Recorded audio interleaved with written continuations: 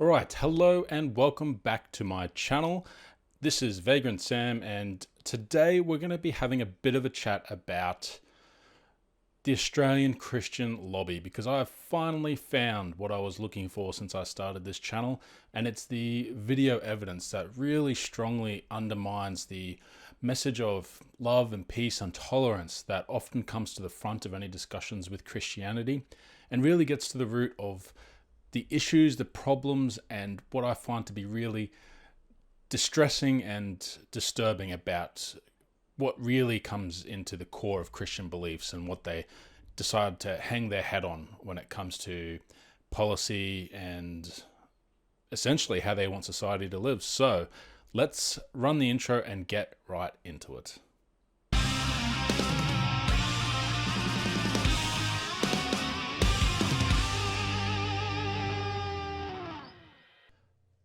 All right, so what we're going to do is we're going to go across a little bit of the video. I'm going to pick out some bits that are really good examples of problematic beliefs that can lead to harm in society.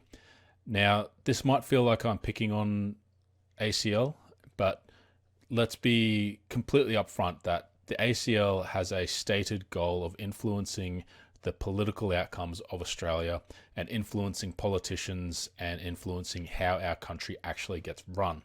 So I think it's really important to be really clear on what the ACL is actually trying to achieve, and pulling out the most offensive parts of their stated goals and what they want to achieve, I think is very important to make sure that it doesn't get lost in the background. Oh, we're Christian and we are here to bring love and peace and joy and, God is wonderful. Because some of these things really are not wonderful at all. You'll see what I mean as we get to them. But first, we're going to start with the basis for their distaste for society, I suppose. So let's have a look. But during that period of the 60s, we see the explosion of the 60s revolution, which was both spiritual and sexual. He stumbled And on that word. I remember hearing the 60s hippies singing, "Hey ho, what you know, Western Civ has got to go." I had no clue what that meant. Now I understand that in many places in the West today, we no longer teach Western civilization. There is a plea for multiculturalism, which is simply another form of total relativism. Amen. And so this is something that I think I've hinted at in my video when I was looking at the Hillsong sermon just over a week ago. Christianity, in its most destructive form, it sets up an us versus them mentality with the people that follow the doctrine.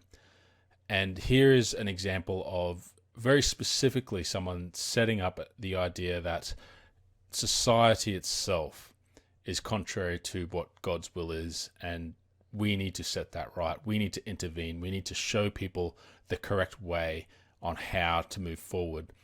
What's particularly problematic for me here is not just my cat that is trying to attack the screen while I'm recording this, but also the fact that they start to conflate Western civilization with being right, which is really, really concerning. And we're going to... Oof. And to me, this is a really short step away from being white nationalism or alt-right. And I was frankly really shocked that in this ACL, this is their conference, by the way. This is their yearly conference for 2019, which was in October this year. See you later, cat. And we have something where there's a speaker on stage equating West is best, but I know he didn't say those words exactly, but kind of what it feels like to me. I don't know. What do you guys think? Does this sound problematic, or am I making a mountain out of a molehill? Advaita, to my great surprise, actually means not to. I don't know whether here in Australia you've come across, I'm sure you have, the terminology of the non-binary or the non-dual. Everything has to be cleaned of anything binary, anything dual. There must be. So we've set up a bit of a idea that society is not going in a positive direction. There wasn't really a lot of other stuff to grab out of his, I guess, rambling a little bit on the idea of the Western society being influenced by Eastern mysticism, which kind of feels like a conflation of ideology and religion. But anyway, it wasn't super, didn't seem to be super compelling after I watched through that. But now we have him setting up what is likely going to be the next pillar, I guess, of his presentation, and he slipped in the term non-binary there. Now, remember, we're not talking about anything specific yet apart from society as a whole, but you can bet dollars to dingoes that we are getting ready to move on to things like gender and sexuality. So, yeah. No distinctions ultimately made. And that's the essence of Hinduism, you see. And that's what's being proclaimed in the West with this notion of Advaita. All is one, both good and evil, and we are all God. I read an interesting book by a very... So that's probably a good point to, I guess, show him finalizing his thoughts on what it means to be a society without God. And the Christian worldview is going to criticize that by trying to point out that if we don't serve God, it means we are setting ourselves up as God, which to me is a bit of a non sequitur, because the rejection of the God claims is not the same as going, no, I want to be God of my life. I don't accept God as God of my life.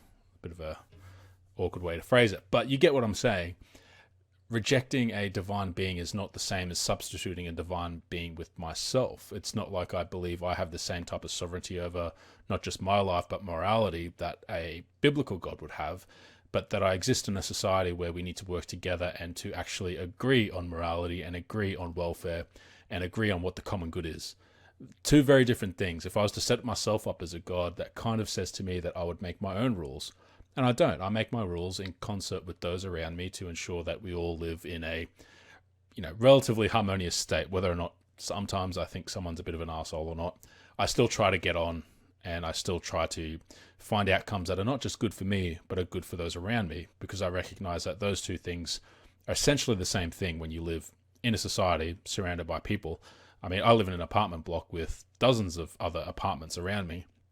And there are certain things that I might try to do in my apartment that would be disruptive to that, and so I don't do them. Not because there's an absolute morality, but because there's a communal expectation of behaviors that are mutually beneficial, and that's, to me, kind of how morality works. And it's just a matter of expanding that group of who you consider people that are in your in-group and expanding that out further and further until... at some point, there's no distinction between myself and someone on the other side of the planet. Many people are practicing meditation and think it's harmless. Others practicing yoga. But the Prime Minister of India, Narendra Modi, tells us what yoga is. Yoga is not about exercise, but to discover the sense of oneness with ourselves, the world, and nature. Actually, no, I was about to respond to that. What I might do, I'm going to give him a few more seconds to finish that thought, because, I've got some thoughts about that. Now, anybody who's given you 450 million votes should know what yoga is, which is what he got in the last election. Anyway, that's his clear understanding. And the West, then, in getting rid of the non-binary, you see, is getting rid of the ability to think straight. And this is happening, as you well know, in sexuality. Right, so we've still got those really heavy clues that he's going to be moving on to some more distinct and discrete topics, because at the moment he's kind of been really strong on this whole idea of setting up the culture today and the society today as being something that's deviating from God's will and from what is right and proper. calling out yoga in particular. Now, I understand that there's a history to yoga where there is a almost mystical element in terms of the effects that it can have on the body. But I guarantee you that the majority of people that are practicing yoga in Australia, I'm not going to talk for other parts of the world because I'm not there, but in Australia, I can pretty well guarantee, and by guarantee I mean a educated guess, that most people practicing yoga do it for the social and the psychological benefits of having time where they can be mindful and just not worry about things that are happening outside of that yoga session. That they do it for purely naturalistic reasons. I don't know if that's the right word, but they're not doing it, in most cases, I don't think anyway, they're not doing it for spiritual reasons attached to what the Prime Minister of India may claim that yoga is about. And this is a tactic used by Christians a lot to try and make sure that people that are following them are as disconnected as possible from society and from the rest of the world. The constant mantra of being, we are in the world but not of the world, as an excuse to exclude and to cut out as many parts of life that are extraneous to the ability of people to follow the church and to follow the teachings of Jesus Christ. A personal example of this, I suppose, for me is that as a kid, Pokemon Yellow was a bad thing. It was a way to invite demons into your life because of the themes of ghost-type Pokemon, psychic-type Pokemon, allowing Satan away into your life. And it's this kind of demonization of normal behavior in society that helps to alienate believers from society and keep them insulated in the church and keep them insulated in their belief system, because it becomes harder to find avenues to question your beliefs when you are taught immediately to shut down critical thought when it comes to these other ideas and other teachings that do exist out in the world. So interesting. My cat is asleep on the mouse pad, so hopefully she stays that way. Because spiritual oneism gives rise or is accompanied by or is deeply attached to sexual oneism. So, listening to this, I haven't been super clear on what he means specifically by oneism. The closest I can get to an understanding of the point he's trying to make here is mostly, as I've pointed out, a way to diminish or to detract from the things that are not of, Christian origin, and establishes that everything that isn't Christian, everything that's not with us is against us. And by encapsulating that idea under the title of oneism, that the world has basically adopted all these beliefs that are erroneous, and by design, erroneous things are therefore inherently one other religion. So you kind of have Christianity, and then by lumping in all the other religions into one other idea and calling it oneism, he kind of denigrates them by that fact alone and tries to, really, it's just setting up the us versus them. And it's ridiculous. And so now here's where he's going to conflate this with the idea that this is a cause of what they believe to be sexual deviancy, or I'm just going to let him say it. People who reject the Creator, which is the essence of what it means to understand distinction, will fall into the trap of this kind of unnatural sexuality. There it is. And this kind of thinking is being taught to our children in their schools as the normative way of thinking. Good. It's presented, of course, naively as civil rights, but it's actually part of the fundamental change in Western civilization going on right now to stop people thinking clearly. So this is probably one of the strongest things that is said in this presentation. Here's a reminder that this is a politically active party attempting to lobby the government for changes that are beneficial to its ideology. And here we have him taking non-heterosexual sexuality and using that as the scapegoat for all the things that are wrong with society today, for the reason why Western society has fallen.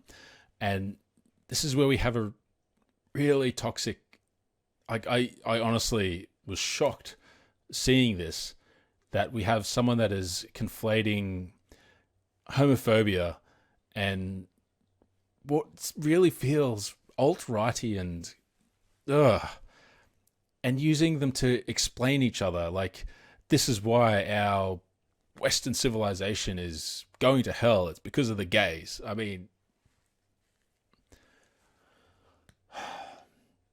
these people have the support of normal everyday churches that if you were to look at their Facebook pages, go to their Sunday services, you might not see or hear this type of doctrinal teaching. But, you know, we've got to keep on top of who is supporting ACL, understand who agrees with these by the tacit relationship that they establish with this type of organization, and hold them accountable for this type of thing.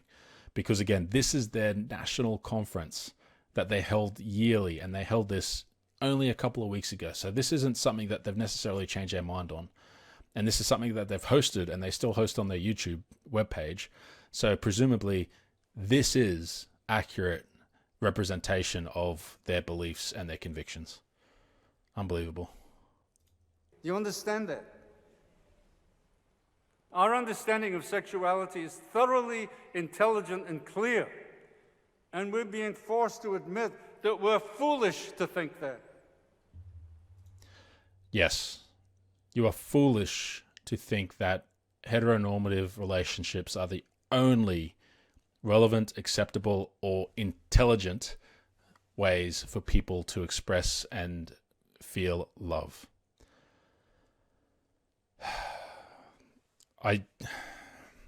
There's probably not a lot more we can get from this section in terms of his beliefs with gender and sexuality, because that's kind of the peak right there. ACL.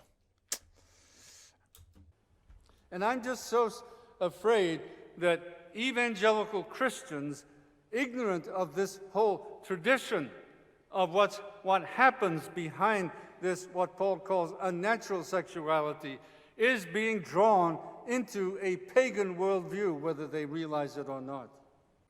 And so we have here a very clear call to action for Christians to not be drawn into or feel like they need to accept homosexuality as part of their Christianity, as a part of their doctrine. The connection that he's making to the idea that pagan rites lead to homosexuality, and therefore homosexuality is an indicator of a pagan belief system, is utterly garbage. And it's vilifying and demonizing these people to these congregants. And this is evangelical Christianity. This is the ACL. This is where they want to bring Australia if they continue to exert influence on our political parties. An employment tribunal judge in the UK last week, in throwing a doctor out of his position who had cited Genesis 1:27, which, as you know, Jesus cited as the very basis of his understanding of marriage and the beginning, as he says. This tribunal judge says this text is incompatible with human dignity and not worthy of respect in a democratic society. Amen. Casting Yahweh into hell. Yes. If either of those things existed, yes. The Apostle Paul is affirming that when he says that people who reject God the Creator in Romans 1 actually begin to engage in a sexuality that is paraphusin, against nature.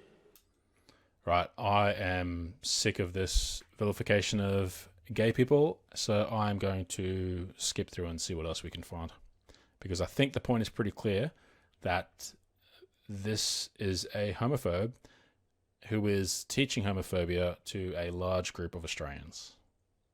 And they want that to be added into the political discourse of our nation. And since everything is then ultimate, there's no ultimate distinction. And so the idea of distinctions, making separations, is fundamentally rejected because ultimately everything is one. I call that oneism.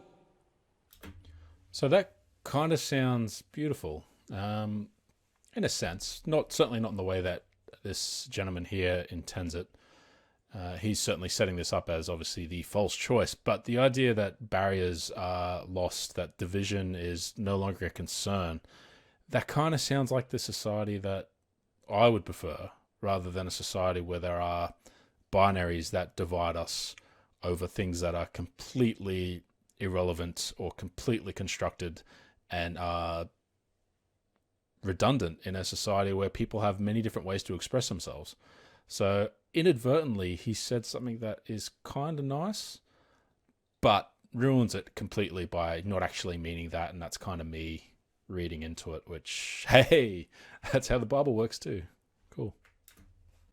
So Christianity is not a narrowly stupid, hate-filled vision of life, but it's the only intelligent way to put the world together.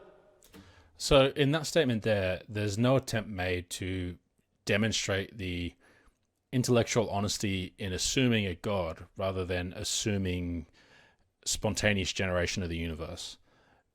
Like, to assume God, I also need to assume spontaneous generation of God. So there's an extra step there versus just spontaneous generation of the universe.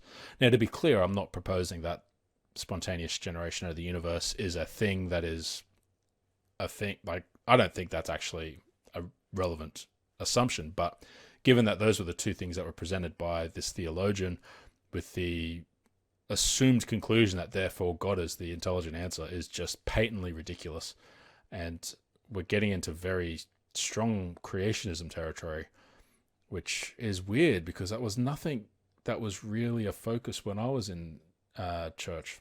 I read the other day a scientist said that man is an unpurposed product of time plus chance plus natural selection. An unpurposed product. Well, if that gives you any sense of your own dignity, I'm glad you're easily served. So it's not easy to find meaning in a universe that is, for all intents and purposes, meaningless and nihilistic. So to me, I think the one that's easily served is the one that's taking a 2,000-year-old story and adopting that as purpose and dignity. I don't know why dignity is the word that you chose there, but hey, let's roll with it. So actually, the fact that I can find purpose and I can find meaning in this crazy, massive universe without having to go to a God or go to a belief that is unfounded or unwarranted, I think that is a little bit more mature and a little bit more honest than adopting a worldview based on a religion that started in the Bronze Age, or was it the Stone Age? Probably the Bronze Age. I'm not good with history. 3.5 billion elements or letters in the DNA system, and they all work together logically. If they didn't, we wouldn't work, producing the amazing miracle of who we are as human beings. 3.5 billion elements in a logical system. You know, random chance doesn't explain that. It's not random chance. It's natural selection. Learn the opposing position if you want to address the opposing position, because you have not presented what evolution proposes to account for the complexity of life on the planet Earth. We're here. We have all the elements to show that the current beliefs of the evangelical Christian churches in Australia are incompatible with a rational and logical society, and yet they are trying to get into politics. Our culture is without excuse, dear friends, because it sees the evidence of God's hand absolutely everywhere, and it won't bow the knee and recognize who he is. And there we have, oh my God, it's like we're playing Christian bingo in a sense, because we've had the homophobia, we've had the everything in the culture outside of Christianity is evil, we've had young earth creationism, we've had evolution is bad, and now we have the you really believe, you just reject God because you're sinful. Chef's kiss. This is perfect. At least perfect for demonstrating the fact that these are a bunch of dangerous, bigoted. Ugh. In New South Wales, you will never destroy even though you've had wonderful success, the theory of abortion if you don't apply a twoist logic to the system.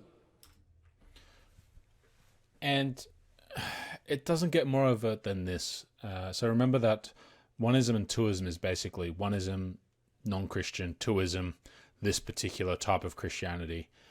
It's a direct call to arms for Christians to make sure that their logic and their worldview becomes the default in the system. And it's really worrying and really concerning, and it's a core reason why I want to make these videos and add my voice to the many voices out there that are looking to speak up against this and to try and bring reason back into the discussion when it comes to these types of topics. It's not her body. It's another human being made in God's image.